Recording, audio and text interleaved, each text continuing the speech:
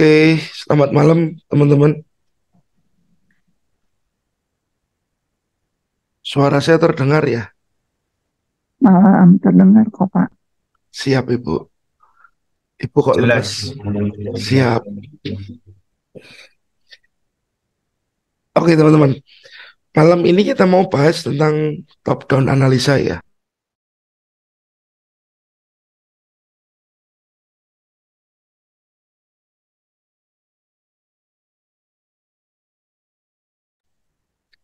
Sudah ada 19 orang ya, termasuk saya ya. Nah, oke teman-teman.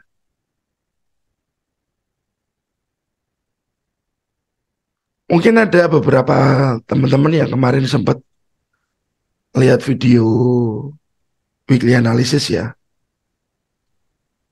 Weekly analysis kemarin saya punya gambaran bahwa price ini si gold ya berpotensi untuk mantul di demand ini teman-teman. Ya saya bikin eh, gambarnya ceritanya ya.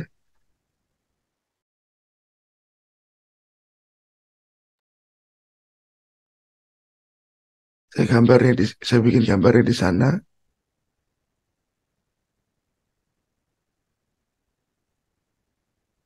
Nah, lalu kalau kita lihat di real time-nya market, price sudah mantul di demand teman-teman. Price sudah mantul di demand H1 dan sekarang sedang on the way ke supply-nya punya si H4 ya. Dia sedang perjalanan ke H4. Nah, kenapa saya bisa punya plan seperti itu dan bisa punya gambaran seperti itu? Itu nggak lepas dari yang namanya top down analisa ya teman-teman. Saya nggak lepas dari yang namanya top down analisa bahwa kita akan berbicara bagaimana tiap time frame itu di market itu punya cerita sendiri. Bagaimana tiap time frame itu market punya hal yang akan disampaikan ke kita. Ya, di tiap time frame itu market ada hal yang akan disampaikan ke kita. Nah, jadi kalau saya bilang nih teman-teman di sini ya, saya tulis di sini top down analisa.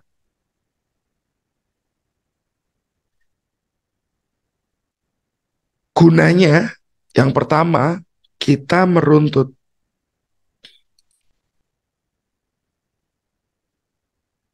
market dari time frame yang besar ke time frame kecil. Ya, kita meruntutkan time frame besar ke time frame yang kecil. Lalu selain itu teman-teman, kita bisa terhindar dari jebakan di time frame kecil. Ya, lalu kita tahu level level krusial di time frame besar. Ya teman-teman. Jadi level-level krusial di time frame besar ini biasanya akan menjadi tahanan yang cukup kuat. Biasanya akan menjadi tahanan yang cukup kuat. Dan waktu market pullback, retrace, ataupun dia terjadi koreksi ya, itu biasanya akan berhenti di level-level penting ini, di time frame besar ini teman-teman. Nah, lalu top down analisa juga bantu kita melihat tren tadi teman-teman di tiap time frame. Karena apa? Tren itu bakalan selalu berbeda di tiap time frame. Ya,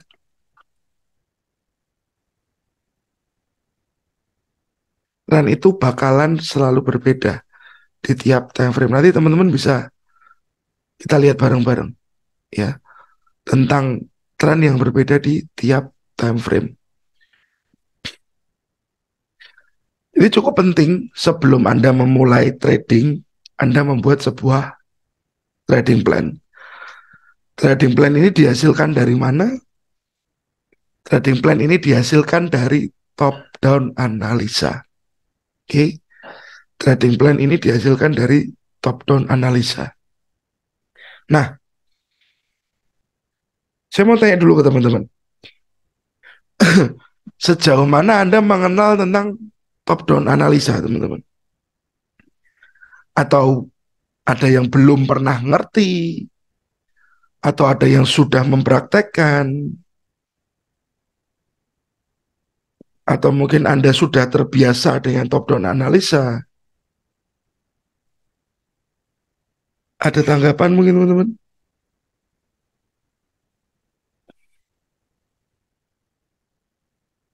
Tentang top down analisa. Oke, Bedanya sama multi time frame analysis apa? kalau Sampaikan. kalau multi time frame itu kan kita pakai banyak frame ya Pak ya. Tetapi mungkin bisa saja jadi acak Bapak. Bisa saja jadi acak kalau multi time frame. But kalau top down analisa kita benar-benar dari time frame besar ke time frame yang kecil. Top to down seperti itu Bapak. Oh, jadi lebih runtut ya. Ya, lebih detail secara urutannya juga. Maksudnya top down seperti tadi yang saya sudah sampaikan, Mas. Sudah praktek tapi masih puyeng, oke. Malam, Mas Dodi. Nggak apa-apa, kalau nggak puyeng itu biasanya malah materinya nggak masuk. Jadi memang harus puyeng dulu saat kita belajar trading ya, teman-teman. Jadi bedanya itu tadi ya, teman-teman. Kalau top down dan multi time frame, top down itu benar-benar dari ujung atas ke bawah. Kalau multiple time frame saja kita bisa acak. Di time frame berapapun kita bisa gunakan. Time frame terbaik untuk top down. Nah, ini saya salah ambil. Saya ambil yang ini dulu, teman-teman. Nah,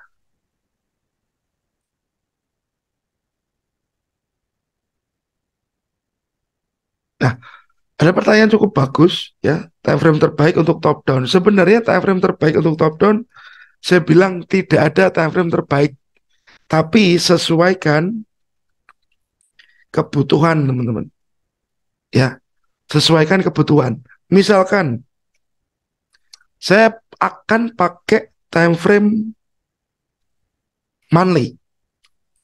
Ya, kira-kira worth it nggak kalau time frame monthly itu Anda buka setiap hari, teman-teman?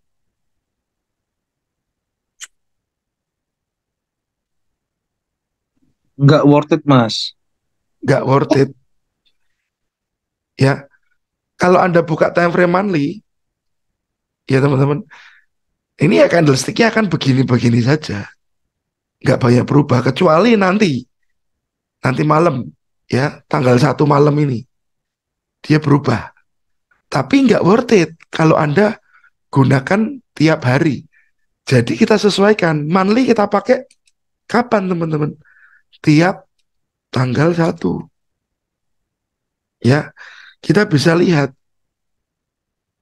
closing candle sebelumnya apa? Hijau atau merah, gampangnya kayak gitu aja teman-teman. Ya, kan nggak worth it monthly kita pakai setiap hari. Lalu yang nomor 2, weekly atau W1. Kalau Anda seorang intraday ya, trader yang harian, Anda juga nggak worth it. Weekly ini Anda buka tiap hari. Ya, weekly kapan dibuka? Tiap awal minggu, teman-teman. Ya, awal minggu. Jadi ada kesesuaiannya lah ya. Ya, kesesuaiannya antara time frame dan kebutuhan kita sebagai trader. ya, tiap awal minggu aja. Oke, lalu yang ketiga kita masuk ke daily D1. Nah, kalau ini oke, tiap hari ya kita mulai buka chart bisa digunakan teman-teman. Karena daily selalu tiap hari itu berubah. Ini saya nggak ngerti, internet saya kok agak slow ya. Ya tiap hari berubah. Jadi oke, untuk Anda buka candlestick daily atau time frame daily setiap Anda mulai mapping. Entah hari Senin, Selasa, Rabu, Kamis, Jumat, Sabtu, nggak usah teman-teman. Ya, atau Sabtu Anda mau prepare untuk bikin plan minggu depan sih oke, nggak ada masalah. Jadi benar-benar kita sesuaikan. H4 ke bawah, ya teman-teman, H4 ke bawah itu sudah bisa kita gunakan setiap waktu. Sesuaikan lagi kebutuhannya teman-teman yang di sini. Ya, H4 bisa digunakan tiap hari. H4 sampai dengan M1 lah ceritanya ya teman-teman. Jadi time frame itu bukan sekedar time frame saja, dia berbicara monthly, weekly, daily, H4, H1 enggak. Tapi dia juga bicara tentang kebutuhan kita. Ya, kita kebutuhannya seperti apa dan bagaimana. Anda seorang trader long term yang panjang, ya, Anda sebulan entry sekali atau 2 kali saja, Anda nggak perlu pakai time frame kecil teman-teman. H1 ke bawah mungkin nggak akan Anda gunakan. Kalau Anda intraday, ya monthly weekly-nya mungkin nggak akan Anda sentuh. Jadi kita sesuaikan saja teman-teman. Suara saya putus-putus teman-teman? Di tempat saya lancar, Pak. Oke, Bagus, Pak, bagus. siap, siap Pak Juan. Nah, kita akan mulai teman-teman. Kita lihat dari gold aja ya.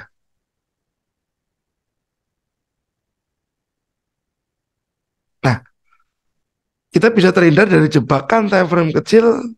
Kita bisa melihat level krusial di time frame besar. Dan kita melihat tren di tiap time frame. Oke, kita melihat tren di tiap time frame. If saya mulai dari weekly teman-teman. Sepertinya mungkin juga kalau suara yang putus-putus ini saya ganti time frame aja agak berat nih teman-teman.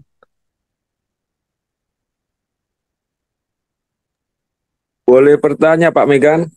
Boleh Pak, silakan. Ini Pak Megan, masalah multi time frame ini, Pak Megan, ini yang sering jadi kendala yang saya alami ya. Di setiap broker itu kan kadang-kadang jam open marketnya berbeda. Misalnya ini yang Pak Megan pakai Paperstone ini sekarang ini Yes. kan. Nah, tiba-tiba di Agnes itu kan dia open market jam 7. Nah, bentuk candlestick di waktu misalnya di candle H4 itu udah berbeda sama broker-broker lain. Jadi dalam analisa bagusnya kita yang valid kalau untuk memakai SND ini yang open market jam berapa Pak Megan yang paling terbaik melihat candlesticknya apa tuh terjadinya candlestick nih open market jam berapa gitu loh. Oke, siap. Sambil ini loading ya Pak ya.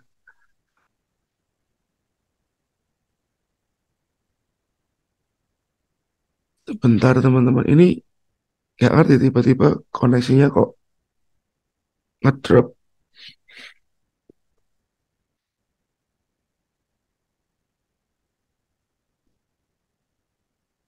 Nah, kalau masalah candlestick open pagi, sebenarnya saya sendiri tidak begitu pusing ya Pak dengan hal itu. Dengan open pagi entah jam 9, entah jam 5 itu saya nggak begitu pusing. Karena kebetulan Bapak, yang saya gunakan itu time frame-nya tidak begitu kecil. Time frame-nya tidak begitu kecil. Jadi misalkan saya saya mapping ya, mulai dari weekly, lalu saya turun ke daily, dari daily saya turun ke 4, lalu saya turun ke H1. Biasanya nanti saya akan cari entry di time frame yang kecil. Jadi saat harga itu masuk zone, saya baru entry. Dan kebetulan saya nggak pernah ada masalah dengan eh, namanya open pagi, selisih jam open Pak Nofrison. Nah mungkin nanti kita lihat ya, dalam arti tips dan triknya untuk marking dan mapping di top down analisa ya Pak, biar biar lebih clear ya. Kalau selama ini saya nggak pernah ada kendala sih Pak dengan hal itu.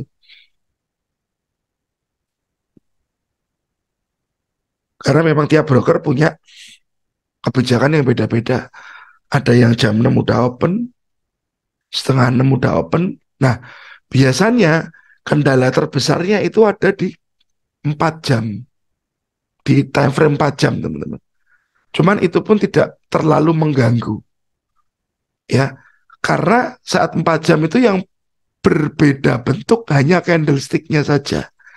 Tapi kalau kita lihat price or market struktur, biasanya tetap bisa kita perhatikan dengan jelas. Jadi kenapa saya jarang pakai candlestick pattern? Karena saya lebih suka lihat price-nya tadi. Lebih ke strukturnya. Ini memang agak lemot sepertinya.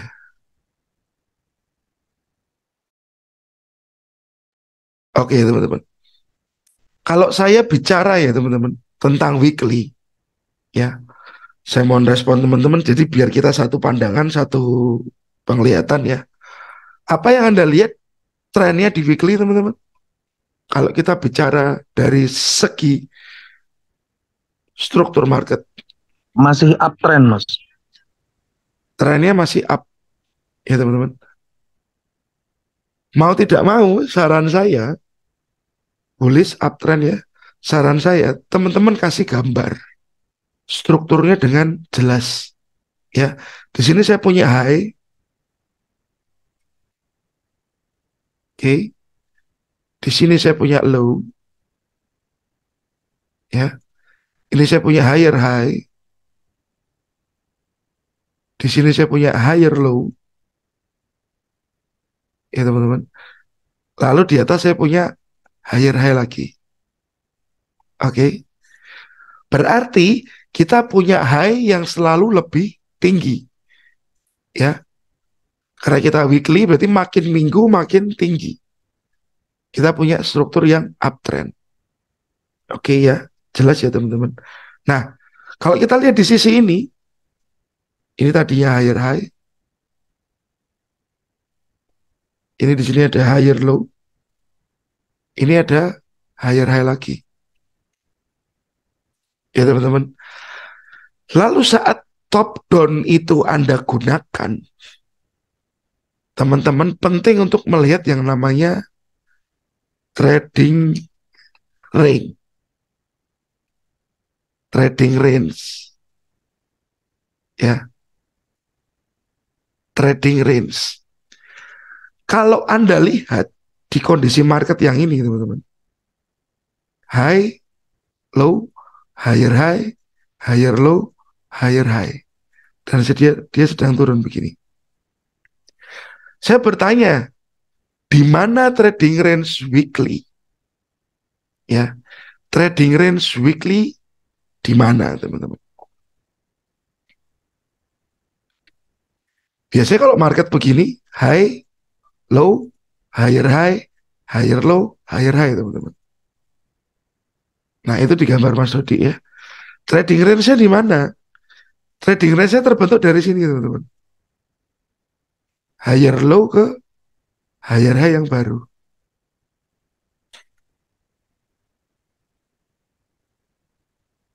Ya, higher low ke higher high yang baru. Ini trading range-nya. Berarti di sini trading range-nya dari sini sampai ke ujung atas ini, teman-teman. Kita bicaranya secara price action dan market struktur ya.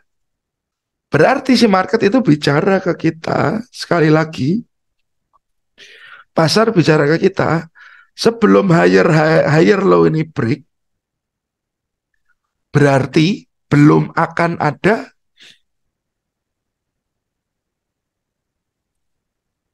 downtrend untuk weekly. Ya. Jadi keterangan yang bisa kita dapat ya dari suspek dari tersangka weekly ini apa, teman-teman? Market weekly uptrend. Ya, Anda gambar dengan detail, Anda tulis dengan detail. Jadi Anda nggak bingung. Weekly market uptrend. Trading range detected. Ya, sebelum higher low di break, weekly masih naik, teman-teman. Tulis keterangannya, kasih keterangannya. Ya. Oke. Sebelum higher low di break, weekly masih akan naik. Jadi selama dia ada di area ini, potensinya dia masih akan naik lagi mungkin, teman-teman. Itu kemungkinan yang terjadi. Nah, biasanya saat saya sudah punya trading range seperti ini, saya akan pakai alat bantu ukur salah satu Fibo, teman-teman. Ya, Fibo. Yang pertama di Fibo ini tadi, setelah trading range, ya saya akan pakai Fibo. Yang saya ambil levelnya 50 dan 61% atau 0,786%. Ya, kali-kali lah kita bicara metode. Biasanya psikologis terus. Ya, oke. Kita sudah punya areanya. Nah, di sini ada 50 dan 61%. Di bawah ini ada 0,786%. Oke, teman-teman. Kita sudah punya dua area penting di weekly. Berarti secara weekly kita juga melihat bahwa sepertinya price itu masih bisa, teman-teman, turun ke level yang berikutnya 786. Untuk nanti mungkin dia up lagi. Ya. Karena di sini ada dua level, 50% sampai dengan 61% atau 0,786%. Ya. Kita sudah tahu dan kita sudah dapat keterangannya weekly. Kita akan turun, teman-teman, ke daily. Nah, saat daily ini Anda lihat, teman-teman, apa yang terjadi di sana? Yang saya kecilin. Saat daily Anda lihat, teman-teman, apa yang terjadi di daily? Trennya.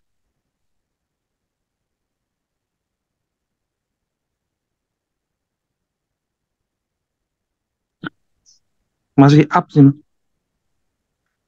Masih up. Kalau secara yang kanan downtrend sedang korektif. Oke. Ini mulai nyampur ya, Mas, ya, sebenarnya di sini ya. Karena di sini ada resisten berjajar. Ya, ini mulai bercampur trennya. Antara down, baru dia mencoba ke atas. Ya, trennya mulai nggak begitu clear. Trennya mulai nggak begitu clear. Kalau kita lihat dari sini, ini ada low. Ya, ini di break. Ini lower low. Lower high. Lower low. Tadinya terlihat trennya kayak gini, teman-teman. Ya, tadinya terlihat trennya kayak gini. Oke. Kalau Anda perlu alat bantu, Anda bisa gunakan Fibo atau channel line. Ya, ini ada tren turun di daily, tapi nampaknya dia seperti sedang mencoba untuk naik, teman-teman. Dia mencoba untuk naik, ya. Karena apa? Ini ada high yang di break juga.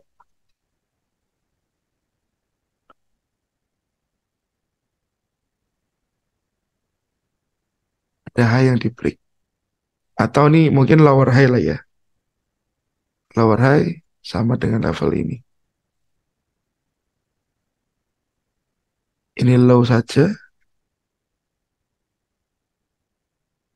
Ini lower low. Ini lower low. Oke, teman-teman. Tetapi di daily yang tadinya terlihat bearish, sekarang sudah ada lower high yang di break, teman-teman. Ya, lower high sudah ada yang di break. Oke. Di sini tercipta sekarang adalah higher high.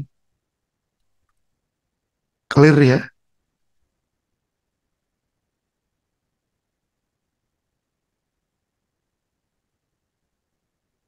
Oke. Jadi mungkin market bicara ke kita kayak gini.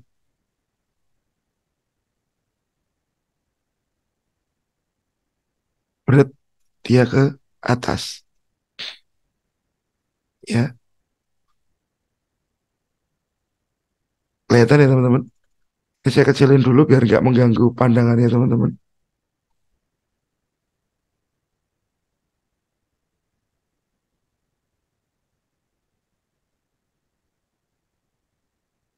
Oke, di kondisi ini daily yang tadinya downtrend dia patah teman-teman. Karena munculnya seorang higher high.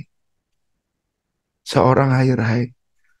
Berarti kemungkinan trading range kita untuk daily berbeda dengan weekly. Kalau weekly tadi trading range-nya dari sini ke sini. Ya. Kalau daily teman-teman yang kita punya, ini ada low ke higher high. Berarti berpotensi trading range-nya adalah ini sampai ke atas sini teman-teman. Ini cukup penting untuk Anda perhatikan tentang trading range. Oke, ini juga akan saya hapus. Ya, range-nya dari mana? Ini ke atas.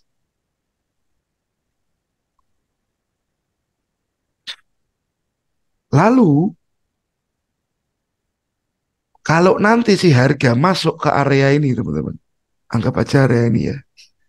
Ini area demand lah, demand yang cukup besar. Ada candlestick numpuk-numpuk di sana. Fokus kita ngapain, teman-teman? Fokus kita di area demand ini ngapain? Bui. Fokus kita akan buy. If dia nanti masuk ke area demand ini, kita akan cari buy. Ya, kita akan cari buy. If dia masuk ke dalam zone demand tersebut, yang nanti akan kita detailkan zone demand-nya di time frame yang lebih kecil. Ya teman-teman. Kita akan kasih keterangan lagi. Ya jangan bosan kasih keterangan teman-teman. Daily market uptrend. Ya. Trading range sudah terlihat. Ada demand di bawah. Oke. Daily market uptrend. Ada demand di bawah. 2000 kapan berangkat? Ya.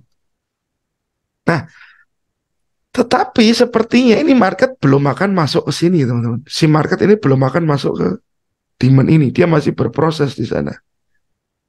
Ya, tapi yang kita tahu adalah sudah ada demand di bawah. Jadi teman-teman nggak usah ragu. Ampun suhu masku, ya, kita akan tunggu di bawah secara daily. Selamat malam. Nah, karena kita masih menunggu, otomatis saya akan turunkan lagi time frame ke H4, teman-teman. Nah, kita jadi tahu. Kita jadi tahu 4 jamnya. Nah, di demand yang besar ini tadi, ya, di demand yang besar ini tadi, saya akan mencoba mencari area yang cukup bagus. Ini salah satu area yang cukup bagus.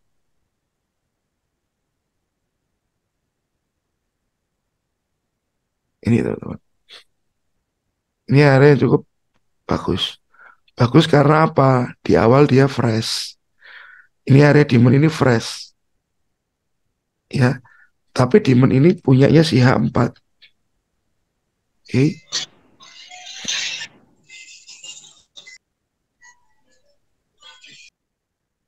Demand ini fresh, teman-teman. Berarti mau tidak mau kita nanti menunggu price masuk ke sini. Price masuk ke area demand yang ini. Ada pilihan lain nggak? Sepertinya mungkin ada. Ya teman-teman. Ada pilihan lain nggak? Sepertinya ada. Di bawahnya. Demand H4 ini bagian dari demand daily tadi. Ya. Bagian dari demand yang daily-nya tadi. Oke. Berarti kita sudah tahu levelnya di mana kita harus tunggu. 19.39, satunya lagi 19.23. Ya. Nah, kalau kita lihat si price ini kan belum masuk ke zona demand, teman-teman. Masih punya space ini dia.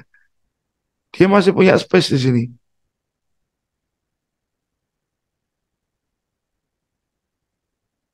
Ya, masih ada 2 poin lah, 2.00. Ya, belum masuk ke demand tersebut. Berarti kita masih menunggu. Karena kita masih menunggu, kita bisa juga dong.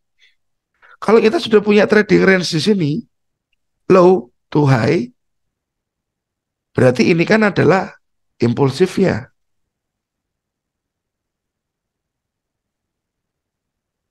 Ya teman-teman, ini impulsif.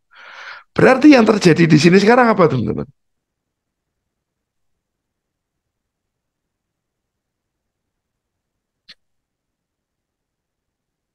Kemungkinan di sini kita punya korektif.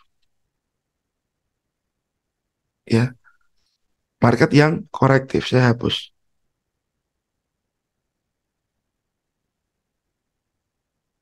Jadi biasanya saat-saat setelah terjadi impulsif, entah di tengahnya ada zona atau enggak, misalkan seperti ini, dia biasanya korektif, teman-teman. Nah,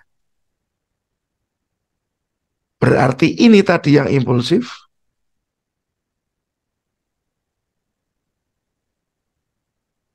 ini adalah korektif. Impulsif, korektif. At least kita tahu targetnya market terkoreksi kemana. Ya, kita tahu targetnya koreksi ini kemana. Apakah ke demand H4 ini?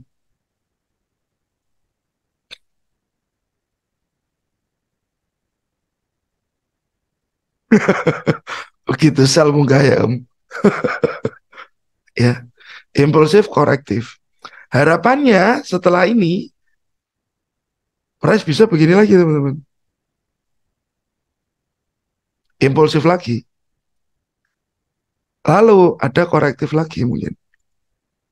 Market akan berulang begitu begitu saja, nggak jauh beda polanya teman-teman. Cuman ada yang rapi, ada yang nggak. Kalau nggak rapi dan Anda nggak yakin, tinggal cari yang rapi dan jelas.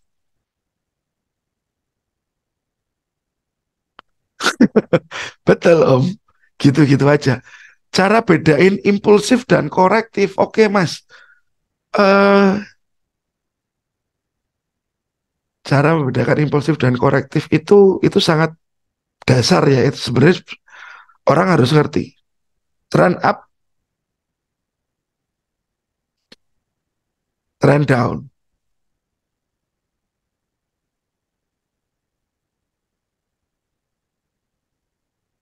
Ya, trend up di kiri,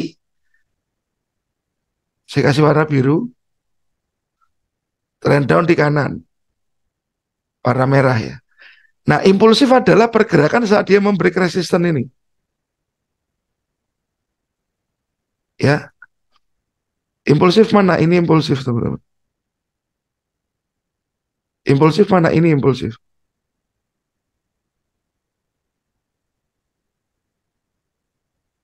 Kalau saat trend down, dia membreak support seperti ini, teman-teman. Berarti terjadi sebuah impulsif juga. Tetapi beda trend.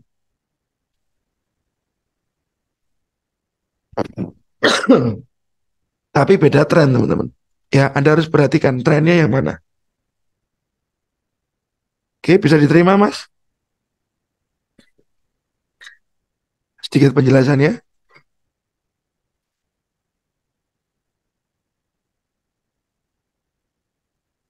Impulsif beda dengan imbalance. Imbalance itu ilmunya sudah terlalu tinggi.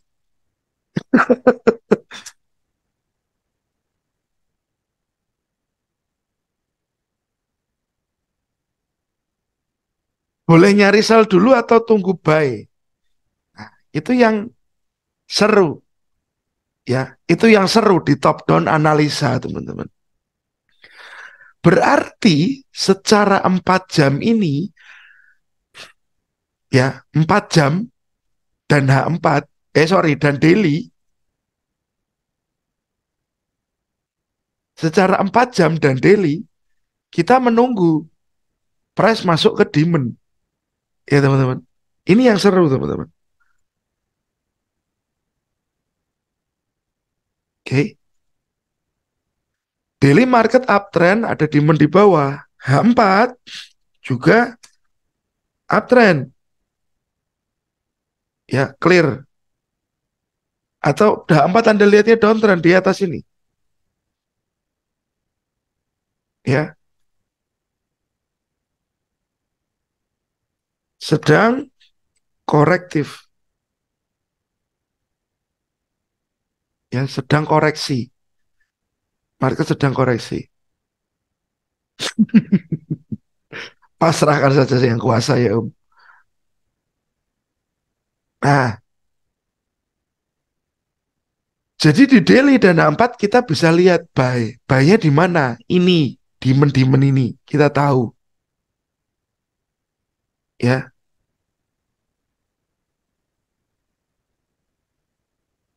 betul sekali. Jadi saran saya, meskipun dia bertindak demikian, Bapak atau Ibu, ya, kita baiknya tetap nunggu aja, ke di zonanya aja. Jangan FOMO ikutan harga. Oh, harga sudah tertolak dari zone, kita ikut buy. Gak usah, membahayakan kita sendiri. Ya, kalau nggak masuk zonanya. Oke. Nah, di sini teman-teman, kan ada bias juga ya di dalam korektifnya ini.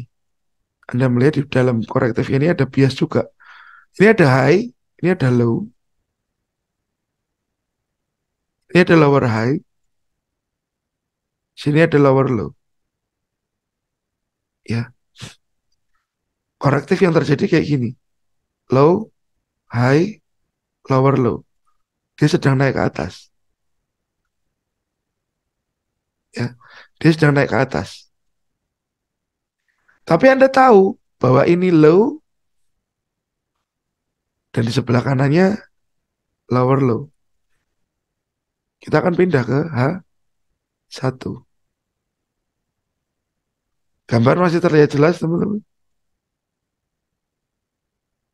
Clear. Clear ya? Nah, berarti kemungkinan tren turun ini menuju ke sini, teman-teman. Kita menunggu market masuk ke sini nih. Dan di atas ini kita punya si area ini, supply. Ya, berarti waktu dia naik ini, teman-teman, yang kita pantau adalah zona ini. Yang kita pantau adalah area ini. Oke, area ini untuk apa? Kita tunggu sell nanti, teman-teman, di sana. Supply untuk tunggu sell. Tunggu ya, jangan langsung diklik. Tunggu masuk dulu. Tunggu tercipta reaksi dulu lebih baik. Ya, teman-teman. Lalu Anda lihat lagi, waktu Anda tahu akan menunggu sell di sini, di dalam ini juga ada struktur lagi, teman-teman.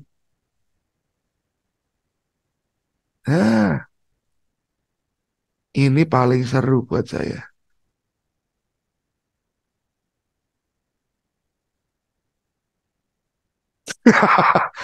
Suaranya mirip Ahok.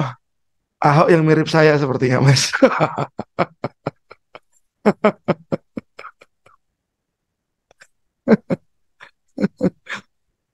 Ya.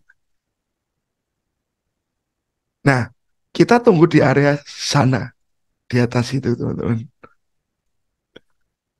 Nah, di sini Artinya Om di time frame ini kan berarti tren naik Om ya, karena be- membuat level high terus ya. betul, Bapak. Artinya ketika koreksi kita bisa buy di level yang apa ya, level bawah ini mungkin ya. Kita follow tren kecilnya ya, Pak ya.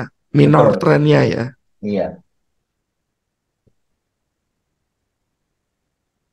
Bisa buat scalpingan juga. Bisa. Bisa untuk scalpingan juga bisa. Untuk day trade juga bisa.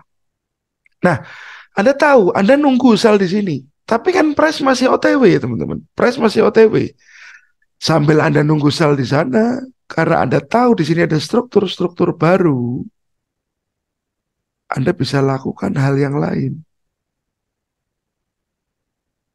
Ya. Supply-nya nggak usah dilihat, teman-teman. Ya, supply-nya nggak usah dilihat. Jadikan aja target ya.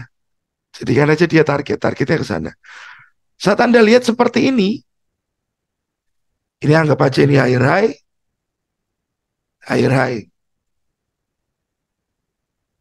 higher low, higher low, teman-teman. Aman. Ya, di sini ya, teman-teman, ada dua potensi, ada dua kemungkinan. Bisa si harga itu langsung naik masuk ke sini, ya, atau dia turun. Kalau dia naik dan masuk ke supply, kita tunggu untuk sell. Tapi kalau dia turun ke sini, teman-teman, kita bisa berbuat apa?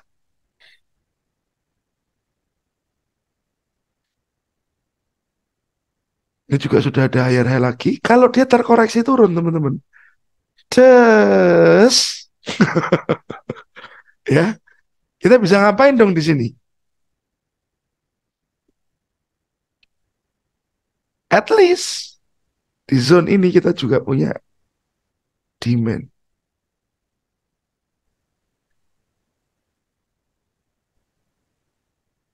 Jangan full out juga, Om. Ya. Artinya setiap time frame punya strukturnya sendiri-sendiri. Betul. Ya, teman-teman. Kalau price masuk ke sini, ya kita bisa ngikut buy. Targetnya kemana? Targetnya ya ke supply ini, teman-teman. Ya, targetnya kemana? Ke supply ini. That's why kenapa kemarin saya punya plan buy. Targetnya sampai ke sini. Entah dia bikin berapa anak tangga nanti. Dan teman-teman harus ngerti, market itu bentuknya kayak anak tangga itu aja, sudah. Gak jauh-jauh. Saat harga terlalu naik-naik kuat, jangan diikutin. Akan ada masa koreksinya. Saat dia turun terlalu dalam, jangan panik. Nanti pasti akan ada swingnya dia kembali dulu.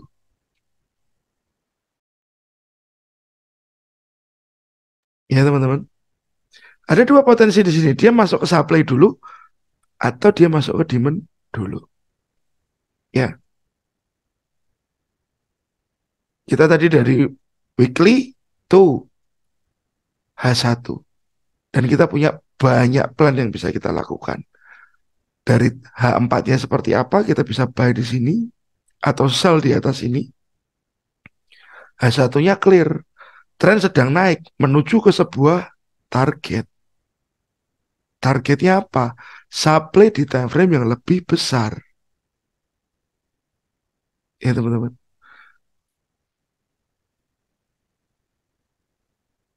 Saya umpetin dulu.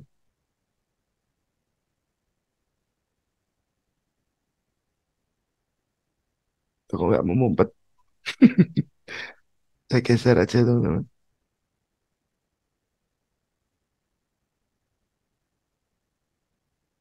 Om, apakah? Ini ada pertanyaan dulu. Apakah kita perlu menggunakan indikator yang dipakai banyak orang untuk menentukan titik entry yang sama dengan market? Mas Ferry, dari tadi saya menggambar gold ini, marketnya. Apakah di situ saya ada pakai indikator? Apakah di sini saya ada pakai indikator?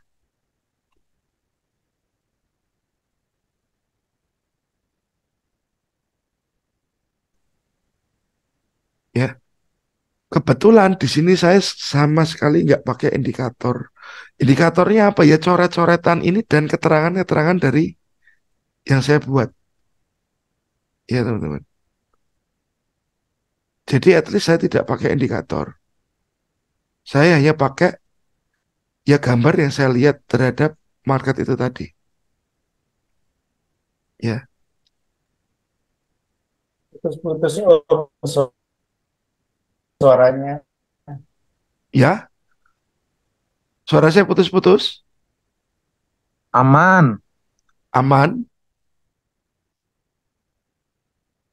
Aman, Pak. Nah, ini Oke. bagus. Ini bagus. Ini. Ya. Jadi kalau indikator kebetulan Mas Ferry, saya nggak pakai untuk indikator sendiri. Saya pakai gambaran dari market yang ada saja. Ya. Kalau ada pertanyaan dari Pak Novrizon, apabila kita ambil target di supply, apakah itu target realistis atau perlu tetap tengok time frame bawahnya lagi? Takut time frame kecil buat change of character. Kalau saya maksudnya kalau kita buy ya Pak Novrizon ya berarti ya. Berarti kita bicara kalau kita buy di sini ya. Betul, Pak. Oke. Nah, waktu kita buy di demand ini Bapak, kita harus tahu juga harga itu sudah sentuh supply atau belum. Di waktu ada price begini, teman-teman, naik ya.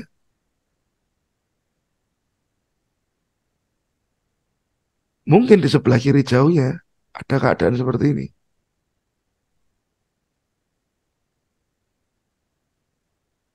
Ya, teman-teman. Ini supply. Ya. Nah, karena ini kan kita punya gambaran struktur yang clear, yang jelas sekali ya. Ini demand. Ini supply. Teman-teman harus tahu supply-nya punya time frame berapa, demand-nya punya time frame berapa. Semakin besar time frame biasanya akan lebih kuat. Ya teman-teman. Makin besar time frame, makin lebih kuat. Sorry, kalau saya ngomongnya saya ulang-ulang. Karena jujur ini dari kebiasaan ngajar, sudah dari 2018 teman-teman. Ini kebentuk sendiri, kalau ngomong diulang-ulang. Ya, nah ini high, low, higher high, ada higher low, higher high lagi, higher low lagi. Nah, waktu kondisi seperti ini, Pak,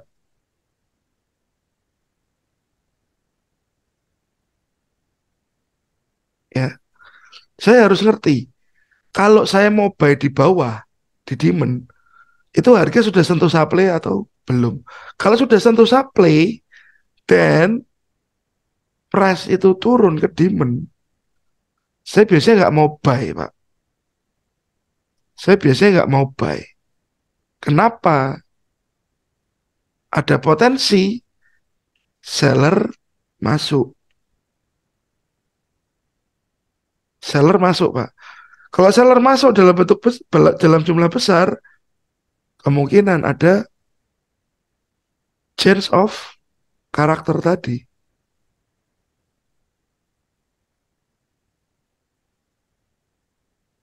Iya, Mas Boy. Ya. Kalau dia sampai masuk ke supply, saya nggak mau sell. Kenapa? Sorry, saya nggak mau ikut buy. Karena di sini ada kemungkinan demand ini jebol. Karena seller masuk di time frame yang lebih besar. Time frame lebih kecil biasanya nggak kuasa menahan kuatnya market dari time frame yang lebih besar. Biasanya. Tapi tidak selalu ya teman-teman. Tidak selalu. Nah biasanya terjadinya apa? Change of character itu dimulai dari sini Bapak. Dimulai dari dia sudah masuk ke supply dan price masuk ke demand. Demand ini hancur. Break struktur. Ya, kita tunggu retracement-nya. Kembalinya ini tadi untuk lanjut ke bawah. Beda kasus pertama ini tadi ya. Ini skenario pertama. Ini skenario pertama, teman-teman. Skenario kedua, kalau price sudah break dan dia balik ke sini, saya mungkin masih akan buy, punya target ke sini. Karena price belum masuk area target. Ini skenario kedua.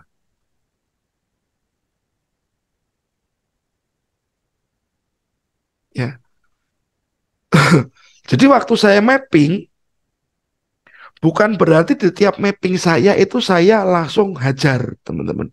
Apalagi kalau zonanya itu biasanya terlambat untuk dites oleh price. Saya harus lebih hati-hati. Ya. Tapi kalau zonanya sekiranya itu quick, price bikin higher high, bikin lower low, dan dia langsung terkoreksi, saya akan ambil di area itu. Apalagi dia belum masuk ke supply, target belum masuk, teman-teman. Itu yang akan membantu saya untuk menggambarkan si market. Ya, jadi sebelum masuk supply, saya masih akan buy, Pak. Tapi if dia sudah sentuh supply, dia turun, saya nggak akan buy. Karena takutnya si seller sudah mulai in ke market. Semoga menjelaskan ya Pak Nofrizon ya. Lalu, Pak, apakah kita tetap tunggu konfirmasi di demand H1 atau langsung buy limit di demand time frame H1 tersebut? Kalau dengan kondisi seperti ini Mas, yang masih quick retest ini biasanya saya akan pending order saja. Saya pending order saja. Karena apa? Risk saya jelas, target saya lebih jelas lagi. Ya, risk saya jelas, target saya lebih jelas lagi. Saya juga punya syarat untuk entry market ya teman-teman. Misal saya lihat nih, saya akan buy di sini ceritanya teman-teman. Ini stop loss saya, ya. Saya hitung sampai target. Kalau ini 1:2, masih saya kerjakan teman-teman. Masih saya kerjakan. Tapi kalau ini nggak ada 1:2 atau 1:6 aja deh. 1:1,6, saya nggak akan kerjakan. Karena seperti halnya saya mengerjakan hal yang nggak sesuai dengan eh, apa ya, harapan kita. Ya, dapat pesanan misalkan, Pak, pesanan bikin lemari dong, ya, bikin lemari dong, misalnya seperti itu ya. Ini perumpamaan aja ya teman-teman. Lemari Anda modal 1 juta, Anda bisa jual 2 juta. Saat Anda modal 1 juta, Anda cuma jual 1,5 juta, kita nggak mau ambil. Kayak gitu teman-teman. Karena kayak buang waktu, buang tenaga, buang pikiran. Ya. Jadi di sini akan saya buy limit kalau quick retest seperti ini, apalagi targetnya jelas, dan yang saya kerjakan harus 1:2. Mas sudah, ya. Jadi selain quick retest, targetnya juga harus jelas. Oke,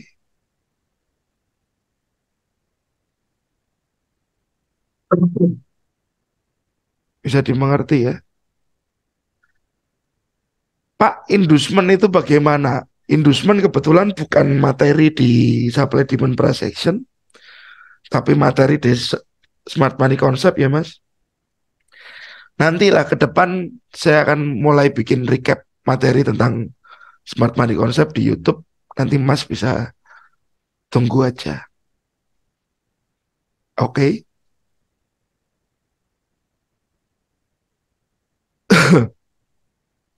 Ya, ada pertanyaan lagi dari Mas Ferry.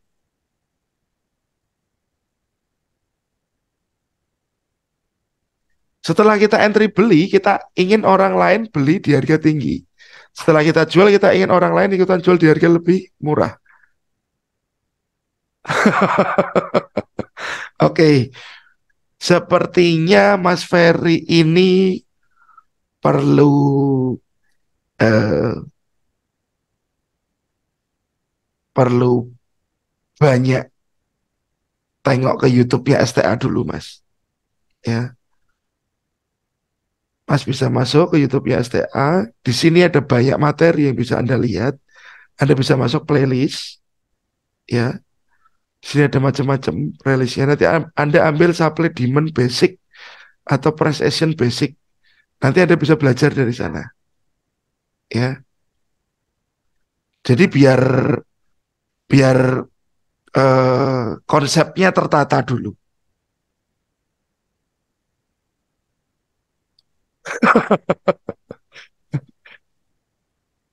Oh, caranya saya. Kalau caranya saya seperti ini, kadang-kadang berbeda, kadang-kadang seperti ini ya. Yang pasti begini, Mas. Saya tunggu struktur, ya, bentuk struktur baru, high, low, higher, high. Saya tunggu price pullback. Saya beli di demand sebelah kiri, targetnya ke atas. Begini aja sih kalau cara saya sih, Mas. Ya. Jadi di demand ini saya akan nanti akan buy. Cara saya begitu aja, saya ulang-ulang. Ya. Jadi satu jurus diulang 1.000 kali. Jadi nggak perlu bingung. Atau kalau sell ya sama, saya tunggu struktur low, high, lower low. Saya tunggu pullback, targetnya turun lagi ke bawah. Atau nanti Mas Ferry bisa lihat video yang ini, Mas. Nah ini, profit bisa dihasilkan dari hal yang simple, ya. Ini ABC pattern.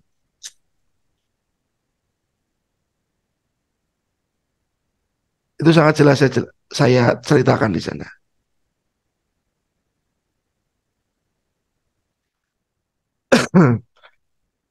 Oke, USD Kanada.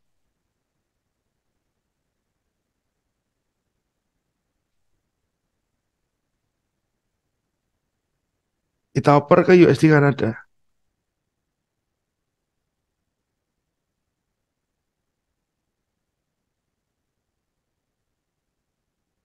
Iya,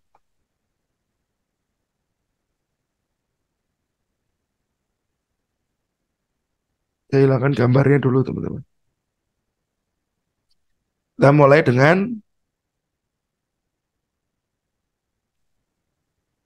weekly mungkin ya. Karena ini awal minggu di hari Senin. Saat Anda lihat weekly, Mas, Mbak, Ibu, Tante, Pak D, apa yang terjadi di sini? US dollar Kanada, apa yang terjadi pada market ini?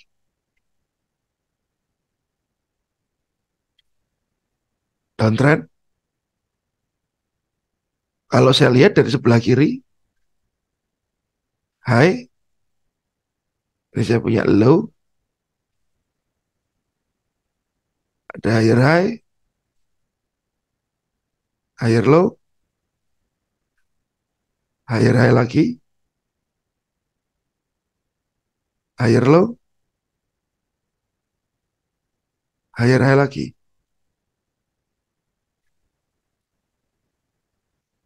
Ya, teman-teman saat melihat market baiknya Anda gambar ya, biar nggak salah paham sama market.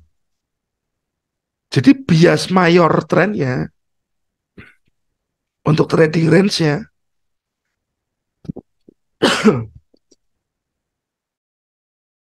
Sebentar, saya minum dulu ya teman-teman.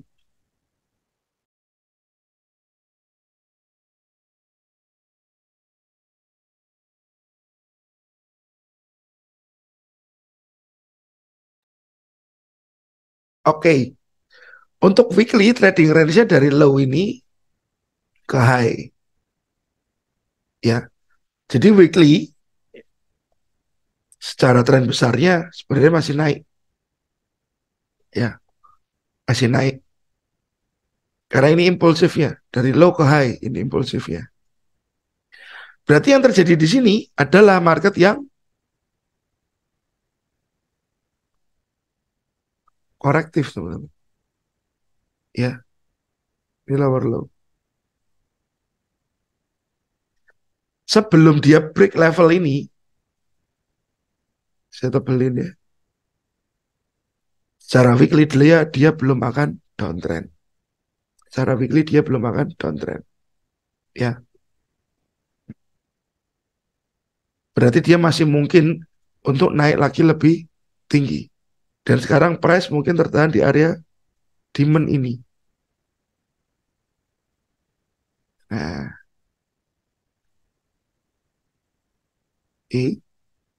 tertahan di demand ini. Ada lagi level demand di bawahnya. Apakah di sini? Nah, oke.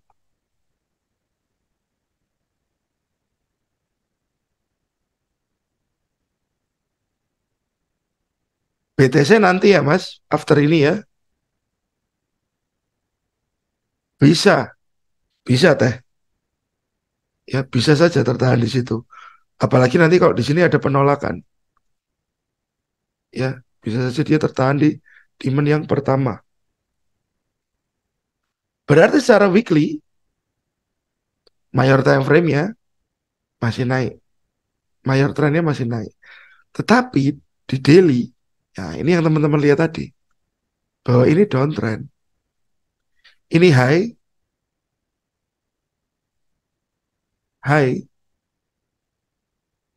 ini low,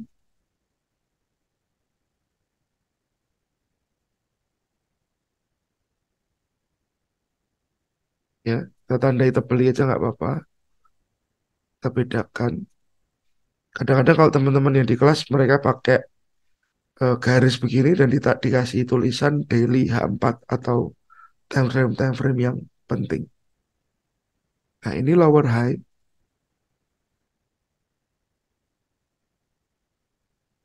ya. Ini lower low, teman-teman. Oke, kelihatan ya.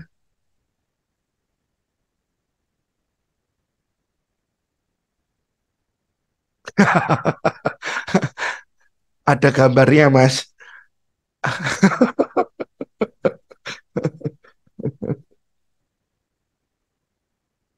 Ada patokannya untuk narik demand atau supply. Ya,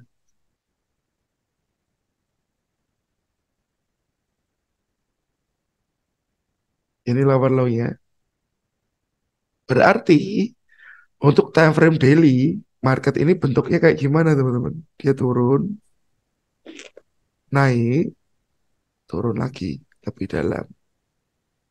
Ya, turun lagi lebih dalam. Berarti ini pure downtrend di daily. Kenapa lowernya belum di sini? Karena sepertinya ini masih bisa aja naik lagi. Masih bisa aja naik lagi. Ya. Atau kalau Anda mau tandai ini sebagai lowernya juga, oke. Berarti Anda yakin market akan break lagi ke level yang lebih bawah. Ya. Nanti kalau ini begini, Anda akan yakin dia akan ke bawah lagi. Oke, kita gambar begini dulu aja, teman-teman. Ya. Jadi tiap time frame akan kasih kita penjelasan tentang trennya. Tiap time frame akan kita dikasih penjelasan tentang trennya. Lalu dari daily kita sudah tahu seperti ini. Ya, kita akan turun ke H4. Nah,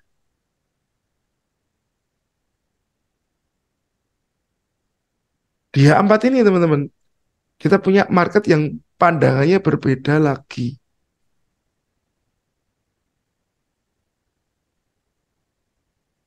Ya, di sebelah sini ini ada low yang di break.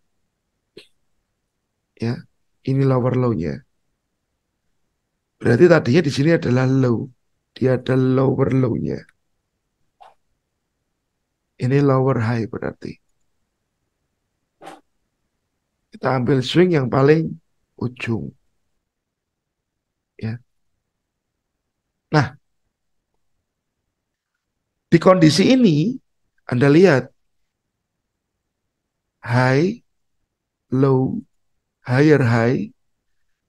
Kalau dia membentuk sebuah base, baru dia lanjut ke bawah lebih dalam. Ya, berarti di samping bahu kiri ini, teman-teman. Ini bahu kiri. Di level ini kita punya yang namanya MPL.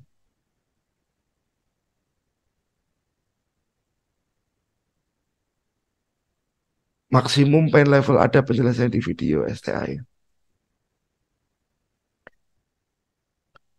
Jadi berpotensi price akan tertahan di supply ini atau supply di atasnya. Supply yang lebih tinggi. Tapi sementara price tertahan di sini, dia sudah melaju ke bawah. Dia sudah melaju ke bawah. Oke. Berarti secara 4 jam ini marketnya terjadi downtrend. Karena low, lower low.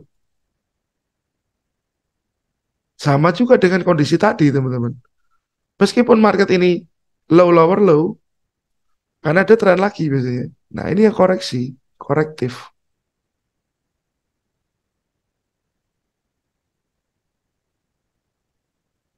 Yang ini tadi di sini ada impulsif, ya. Ini adalah korektif. Di korektif ini Anda juga bisa entry, teman-teman. Di korektif ini Anda juga bisa entry. Ikutin tren kecilnya. Nah,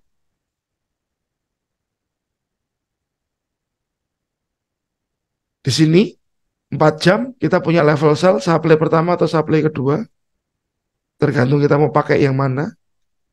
Lalu kalau saya lihat ke time frame H1, ya teman-teman, di time frame H1. Di time frame H1 ini kalau saya lihat trennya nggak begitu jelas. Ini hampir mirip dengan market yang sideways. Ya, hampir mirip dengan market yang sideways. Karena ini sideways, mau tidak mau, kalau saya pribadi, jika, loh, keluarnya ini, jika ada market sideways,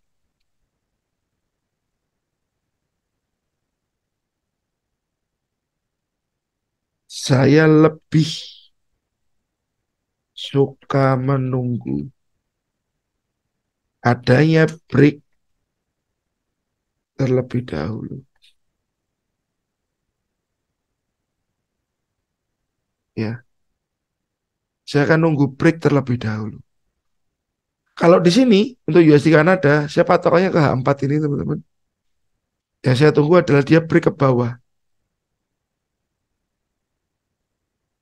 Break ke bawah ini.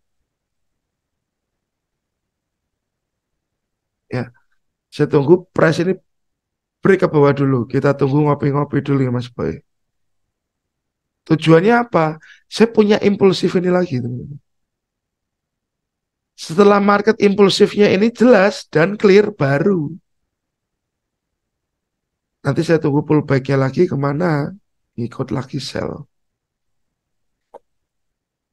Ya teman-teman. Karena waktu kita bicara tentang tren, tren nggak hanya bicara yang kayak gini low, high, low, lower high. Tapi kadang-kadang dia begini dulu.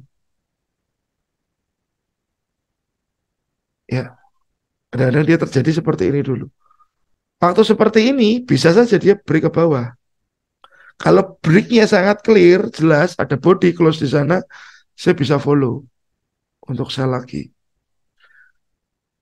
Tapi jika seperti ini teman-teman, ya kita di support yang banyak. Kalau dia break ke bawah dan nggak ada body close, hanya shadow saja, ini biasanya dia akan berbalik ke atas. Ya, ini yang jadi namanya fake out, fake breakout. Jadilah QM, manipulasi.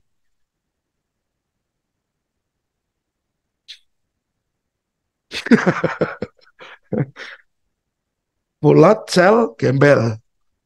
Ya,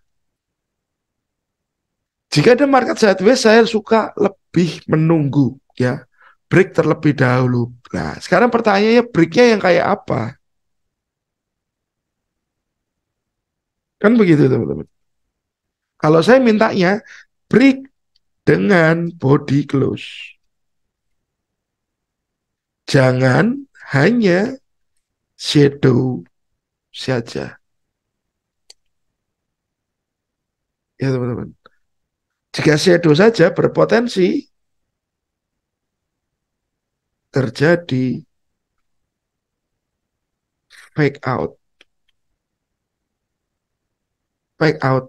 Kalau di smart money concept, orang bilang apa? Sweep liquidity. Ya, di sweep dulu, baru price going up. Ya teman-teman, kita tunggu break kalau sideways. Oke, tapi kalau break hanya shadow saja berpotensi jadi fake out. Pas praktek di lapangan bisa doji, bisa mas. Tapi kebanyakan hammer. Kebanyakan hammer. Doji bisa, tapi kebanyakan yang seperti ini.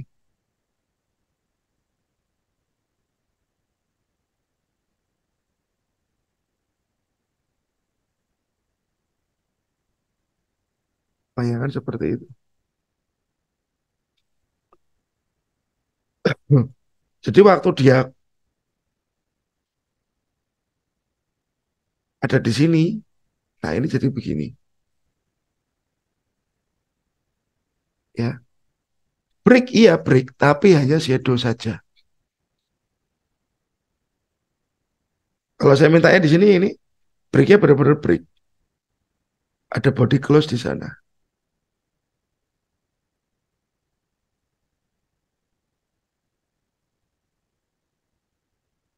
Ya,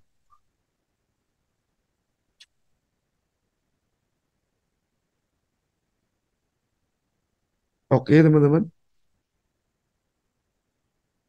Jadi keputusan saya untuk Kanada, saya masih menunggu break ke bawah. Break ke bawah. Karena kalau sell pun ini sudah terlambat, price sudah turun. Oke, ini saya capture dulu.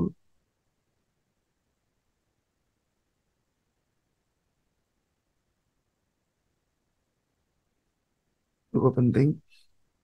Sudah saya screenshot, Masku.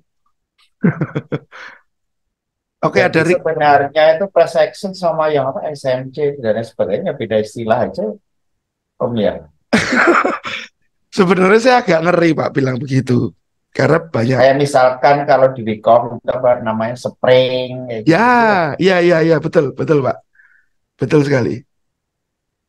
Ya kalau kita biasanya kan kalau ada apa namanya, biasanya kalau ada NPL itu kan biasanya ada fake out kan sebelumnya itu Mm-mm. sudah direspon berkali-kali kemudian cepat balik kayak gitu kan ya.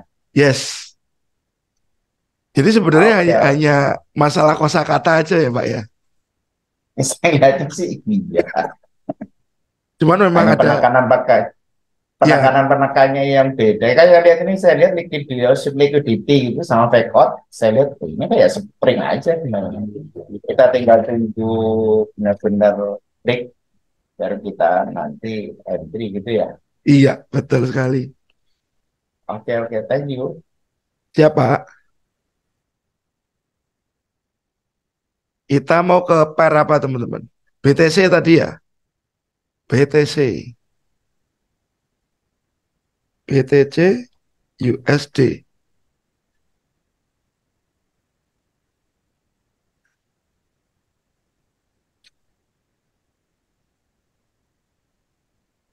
Oke. Masih yakin BTC akan ke 1 miliar, teman-teman? Masih ada yang yakin BTC akan ke 1 miliar?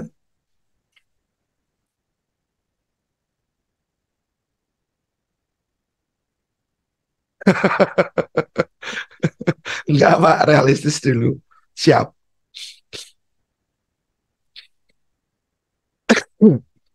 Nah, kalau kita bilang, kenapa Bitcoin ini naik kencang, teman-teman? Kita lihat dulu ya, waktunya ya. Kita lihat dulu waktunya. Dia mulai naik dari sini. Kamis 1 Oktober 2020. Itu berbarengan dengan apa, teman-teman?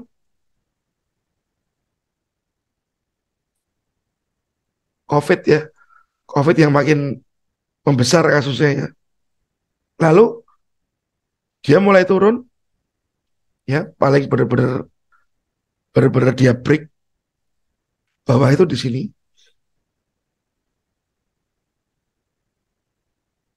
Ini di Mei 2022, di mana mulai endemi, pandeminya mulai hilang.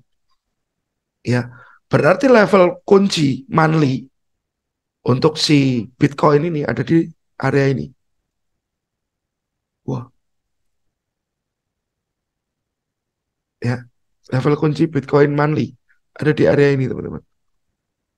Di mana di sini ada supply drop, base drop, ya. Dan yang dilihat dari monthly di sini ada support yang di break. Oke, ini menjadi level kunci. Apakah nanti kalau dia masuk sana, price akan turun lagi? Kita nggak ngerti juga. Ya, at least kita tahu dulu targetnya.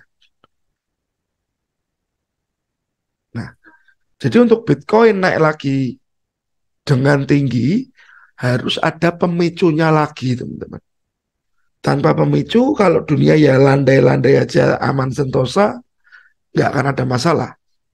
Dan Bitcoin akan tenang-tenang saja. Tapi saat nanti ada masalah yang cukup besar, baru ini mungkin akan jadi alternatif lagi. Ya, untuk orang-orang investasi ke sana. Kita turun ke weekly.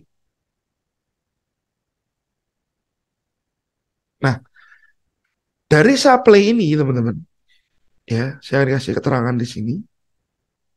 Supply di time frame besar, ya teman-teman, biasanya saat kita kecilkan time frame tersebut akan terbagi menjadi beberapa supply atau zone. Ya. Seperti di sini, ini terbagi menjadi beberapa zone. Contohnya, mungkin ini teman-teman. Di sini ada zone supply. And then di sini mungkin ada lagi. Ya. Supply di time frame besar, biasanya saat kita kecilkan time frame tersebut, kita akan terbagi menjadi beberapa supply zone. Di lower time frame. Ya teman-teman. Itu teman-teman harus mengerti. Oke. Mungkin ini target-target yang lebih jelas. Nah, maka di sini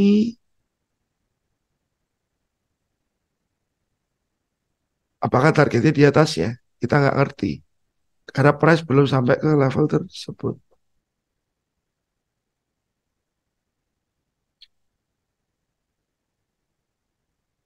Supply atau demand mereka sebutnya order block ya Pak.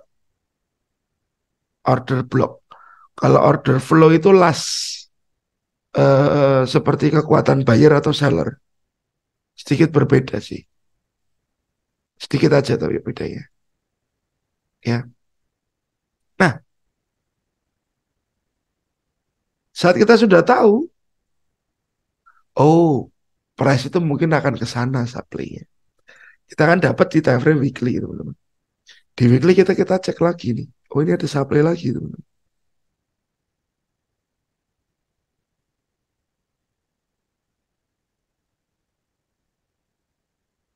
Apakah supply ini sudah rusak?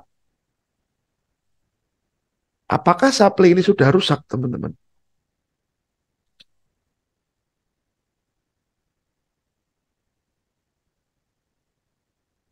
Belum, ya. Supply masih menahan harga. Nah, ini harus hati-hati. Supply ini masih menahan harga. Dan Anda lihat waktu price masuk ke supply ini,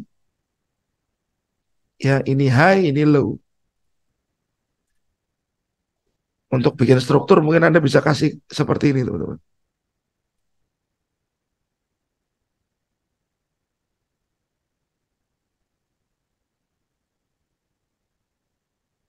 Oh, di kiri harusnya.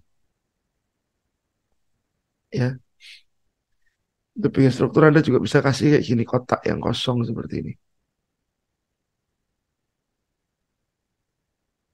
Ya, untuk bikin market struktur biar lebih mudah. Nah, ini high, ini low. Ini high, ini low. Berarti Bitcoin masuk ke area tersebut dengan keadaan uptrend. Ya, high, low, higher low. Tetapi supply masih menahan harga. Ini harus diingat, teman-teman.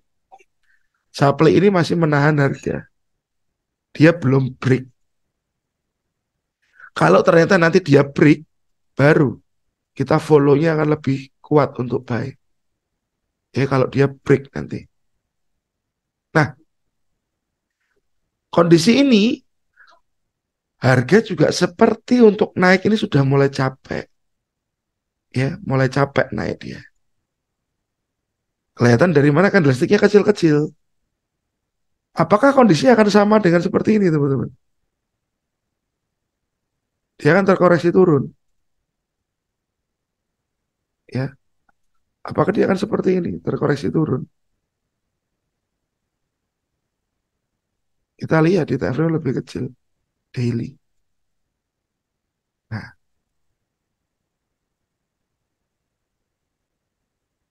oke.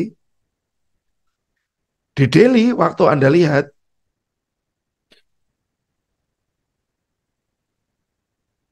high, low, higher high. Turun dulu dia, teman-teman. Korektif dulu, koreksi dulu, baru dia naik lagi. Waktu dia terkoreksi, dia ada di zona demand yang ini. Ya, clear ya. Siap, Om Angga. Thank you. Ya. Lalu ini high tadi, teman-teman. Ini higher high. Dan sepertinya ada body close di atas sana. High ini di break. Ada body close di sini. Nah, itu yang suka bikin kita bingung, Om. Ketika di time frame misalkan di H4 itu hanya shadow aja, tapi di time frame di bawahnya itu terlihat shadow itu termasuk. Di time frame yang di bawahnya itu breakout, body break, tapi kalau misalkan di time frame lebih tingginya itu hanya shadow, itu termasuk breakout enggak? Oke. Kalau break itu saya bagi dua ya Pak ya. Ada yang namanya breakthrough. Breakthrough itu yang benar-benar break kuat. Body. Yang dia bablas gitu loh Pak ceritanya ya Pak ya. Ada yang namanya false break. False break. Break dan kembali. Break dan kembali. Kalau seperti ini dia ada break, tapi sepertinya false. Karena dia nggak kuat melanjutkan ke atas, Pak. Kalau dia kuat melanjutkan ke atas, maybe dia akan bikin seperti ini, rally base rally. But kalau dia nggak kuat, mungkin dia akan ke sini. Nah, koreksinya akan lebih dalam. Kalau rally base rally, dia akan bikin demand di middle of range. Jadi kalau dia yang false break itu biasanya masuknya dalam ya Om ya? Ya, koreksinya dalam biasanya Pak. False break biasanya koreksinya dia cenderung dalam ke 0,786. Kalau hitungan yang sering saya gunakan. Kalau dibalik 23,4 Kalau ya. Kalau dibalik ya. Ya. Betul Pak. Jadi misalkan seperti ini, saya melihatnya ini break karena ada body close di atas resistance ini ya Pak. Tapi dengan kondisi seperti ini, sepertinya market ini akan terkoreksi cukup dalam. 0,786. Dan kebetulan di sana ada demand ini Pak. Nah.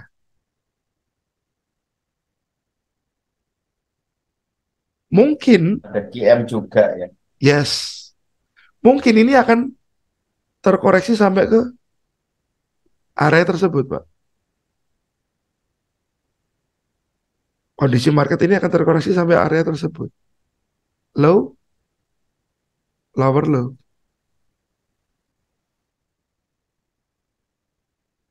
Jadi selama dia turun, koreksi ini impulsif, saya tetap anggap impulsif, ada close body, ya meskipun false break, karena saya anggap break itu ada dua, breakthrough dan false break.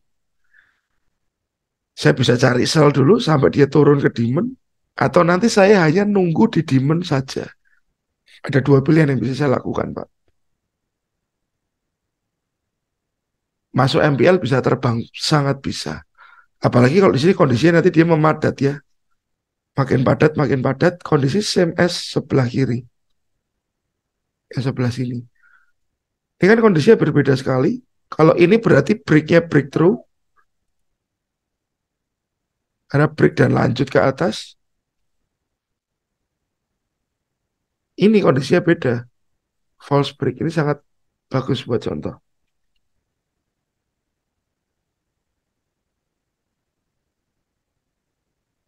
Ya, breakthrough ini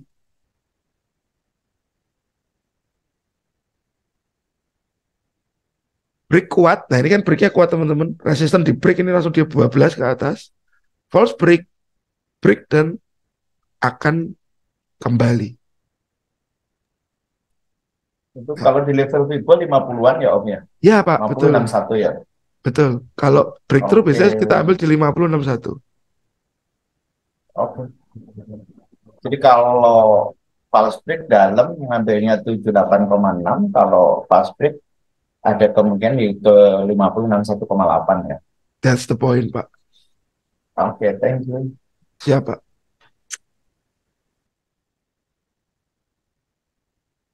Jadi poin di sini ya teman-teman. Anda harus bisa bedakan false break juga dan breakthrough. Karena konsepnya ini akan beda.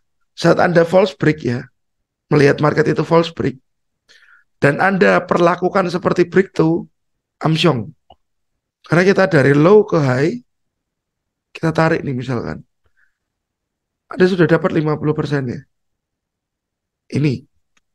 Ini bisa aja kena SL doang. Cucuk gini langsung dia naik ke atas. Ya, sering kejadian teman-teman. Jadi poinnya Anda bisa baca mana false break, mana breakthrough. Ini saya cut aja pakai yang ini.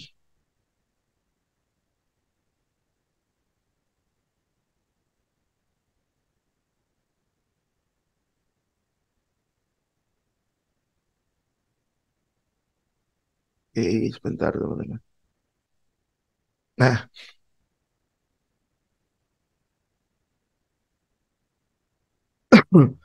kita tahu ini false break dan secara langsung ya teman-teman. Kita lihat langsung demand yang cukup jelas di daily mana. Ya sudah di sini.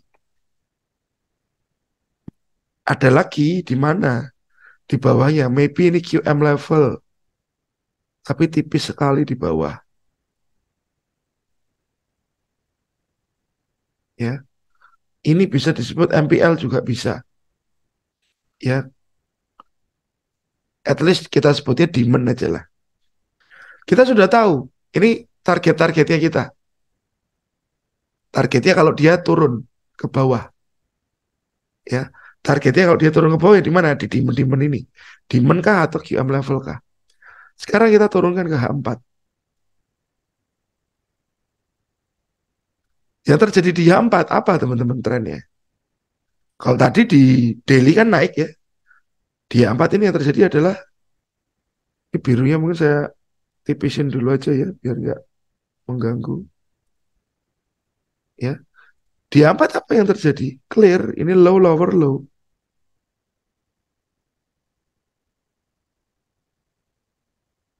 Jelas sekali. Ya. Ada supply di mana? Ini ada supply yang belum disentuh.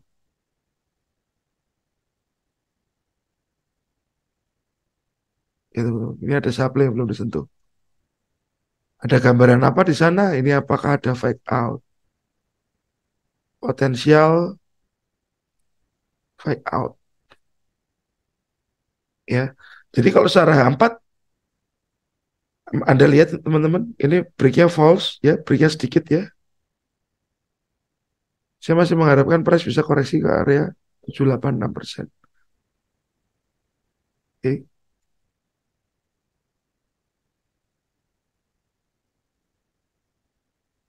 Jadi secara H4 plan saya di sini. Plan saya di sini, teman-teman.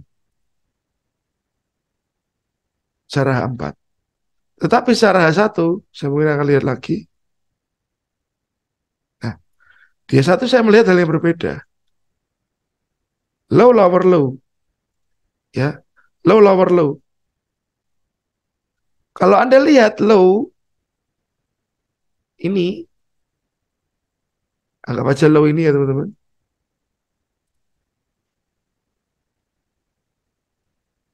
Lalu ini lower low ya. Breaknya dia satu apa teman-teman? High to low. Jauh sekali. Breakthrough atau false break nih? H1. Breakthrough. Breakthrough. Teman-teman bisa cari high to low, cari Fibo level 50% di mana. Just sudah dapat teman-teman.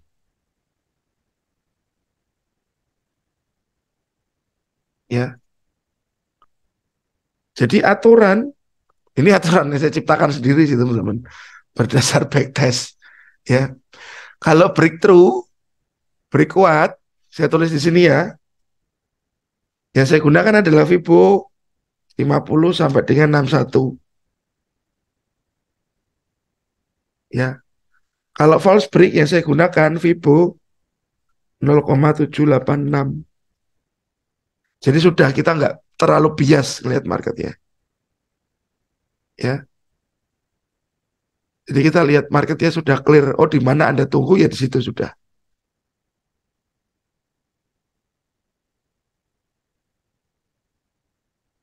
Ya, teman-teman. Harapannya akankah dia naik lagi? Kita belum tahu.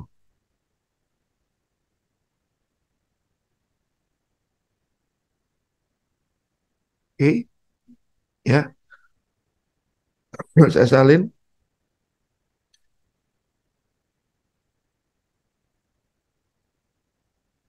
Ya, teman-teman. Jadi after top down analisa selesai, Anda juga harus bisa identifikasi entah breakthrough, entah false break. Ya, teman-teman. Karena ini akan berurusan dengan entry-nya Anda, di mana levelnya Anda masuk. Ya, dan pastikan sebenarnya itu targetnya belum terpenuhi. Kalau target belum terpenuhi, kita masih bisa kejar. Kejarnya bukan FOMO, harga naik lalu kita kejar, enggak, tetap buy rule. Impulsif, korektif. Impulsifnya breakthrough atau false break, kita bisa ukur. Biasanya sudah kelihatan. Ya, teman-teman. Oke. Ada pertanyaan sejauh ini? Oh, ini ada di chat. Gampang scalping forex atau saham Om? Saran kalau saya di saham cuma nabung, Mas. Ya, di saham saya cuma nabung, saya cuma beli diem sudah. Beli diem. Yang dibeli apa? Saham bank biasanya. Nggak lain-lain. Dulu awal-awal lain-lain. Zong. Lalu saya pindah aja ke saham yang berkaitan dengan bank aja cukup. Ya. Jadi saya nggak bingung dengan saya harus ngapain, ya sudah saya belinya ya bank aja sudah. Dan saya bukan yang jangka pendek. Kalau untuk saham saya lebih ke buat mikir anak sekolahnya nanti beberapa belas tahun lagi. Ya. Lalu kalau scalping itu ya tetap enak di forex lah, Mas. Tingkat likuiditasnya lebih tinggi, ya. Kita in out juga cepat, nggak lama. Anda klik berapa lot pun order ada bakal dimakan. Kalau saham kita klik kan kita harus antri, harganya juga belum tentu match dengan harganya pedagang-pedagang lain. Silakan teman-teman kalau ada pertanyaan sambil saya info iklan. Kalau ada yang mau ikut kelas supply demand price action, silakan chat ke admin Mbak Nia. Ya, 16 kali pertemuan ya selama 2 bulan teman-teman. Biasanya hari Selasa dan Jumat. Dan hak Anda saat Anda sudah ikut kelas sekali, Anda akan saya bebaskan mengulang sampai kelas keberapapun teman-teman. Sekarang ini udah kelas ke-21. Anda nanti mau ngulang sampai kelas 31, itu oke, nggak ada masalah. Paling saya minta bayar 100.000 untuk ikut kelas. Kalau pas free ya free, kalau pas sudah terlalu lama nggak ikut, biasanya ikut lagi, ngulang lagi, saya suruh bayar 100.000. Just 100.000 saja. Ya, untuk mengulang. Siap, Teh. Ya, info aja ya teman-teman. Siapa tahu ada yang membutuhkan. Lalu, untuk top down analisa ini teman-teman, sebenarnya setiap minggu selalu saya ulas di video-video ini ya teman-teman. Analisa mingguan, itu saya selalu melakukan top down di sana. Dan Anda yang masih bingung mungkin bisa lihat ke video-video itu untuk Anda lihat cara top down-nya. Atau nanti Anda lihat di video ini, recordnya akan saya tampilin di YouTube untuk Anda ulang-ulang lagi. Oke? Ada pertanyaan lagi teman-teman? Tentang top down? Kita tadi sudah gold, Kanada, dan Bitcoin. Oke? Nggak ada pertanyaan lagi? Sekiranya nggak ada pertanyaan lagi, mungkin webinar saya close. Ya. Next week kita ketemu lagi. Mungkin hari Senin lagi ya teman-teman. Di tanggal 7 lah ya, Agustus. Ya. Oke. Terima kasih 38 orang yang masih join di sini. Saya ucap appreciate lah ya. Anda mau mendengarkan saya berbicara dan semoga trading Anda semakin baik, terutama mindset Anda tentang trading. Bahwa nggak ada yang instan dalam trading ya teman-teman. Dan semua butuh proses. Thank you. Sukses selalu dan selamat istirahat teman-teman. Terima kasih Pak Megan. Thank you Pak Yu. Terima kasih semuanya. Selamat malam. Thanks Omega. Terima kasih. Matur suwun. Terima kasih.